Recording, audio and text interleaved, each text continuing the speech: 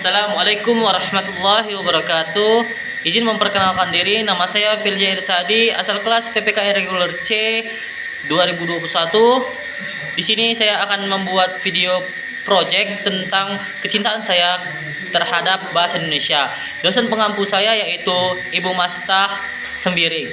Baik, jadi saya akan sedikit menjelaskan apa itu tentang bahasa Indonesia. Bahasa Indonesia adalah bahasa dari jati diri bangsa yang sudah lama dibuat oleh pahlawan-pahlawan terlebih dahulu.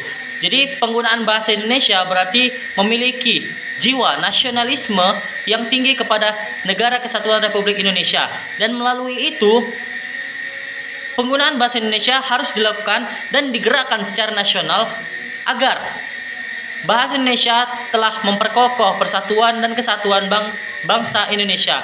Sejak diikrarkannya Sumpah Pemuda, terkhususnya isi Sumpah Pemuda yang ketiga, maka jelaslah bahasa Indonesia menempati peran yang sangat penting. Hal tersebut karena bahasa Indonesia digunakan sebagai bahasa persatuan dari berbagai bahasa daerah yang ada di Indonesia.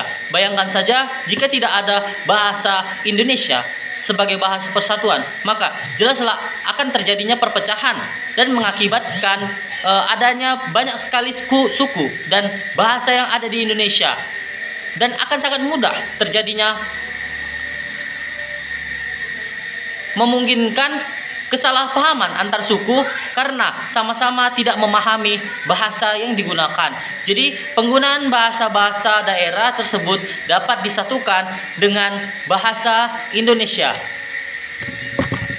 Selain sebagai bahasa persatuan, di dalam bab 15 disebutkan di pasal 3 bahwa bahasa negara adalah bahasa Indonesia. Hal tersebut berkedudukan sebagai bahasa nasional dan bahasa negara. Bahasa Indonesia sebagai bahasa nasional yaitu bersumber dari Sumpah Pemuda yang berbunyi juga di dalam pasal 25 ayat 3, bahasa Indonesia sebagai bahasa resmi negara Indonesia, dan sebagaimana dimaksudkan pada ayat 1 berfungsi untuk pengantar pendidikan, pengantar komunikasi, pengantar kenegaraan, pengantar pengembangan kebudayaan nasional. Mungkin dari sebagai masyarakat Indonesia tentu saja tidak sekedar hafal dengan ikrar Sumpah Pemuda dan undang-undang tentang bahasa Indonesia, tapi juga kita harus bisa menghayati dan melaksanakan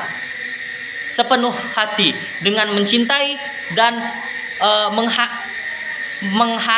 menghargai bahasa Indonesia sebagai bahasa persatuan. Mungkin sekian video yang bisa saya buat dan saya sampaikan. Lebih dan kurang saya mohon maaf. Wabillahi taufiq wal hidayah. Assalamualaikum warahmatullahi wabarakatuh.